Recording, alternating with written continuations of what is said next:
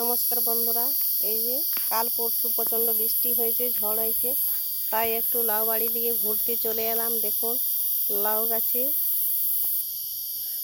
আগে রোদ পেয়ে পাতাগুলো হলুদ হলুদ হয়ে গেছিলো, আবার জল পেয়ে নতুন নতুন ডগ হয়েছে, সবুজ কালার হয়ে গেছে। দেখুন ফুলও ফুটছে, ফলও ধরছে। এই যে দেখুন, এই যে আবার ছোট ছোট ফলও হচ্ছে, ফুলও দিচ্ছে।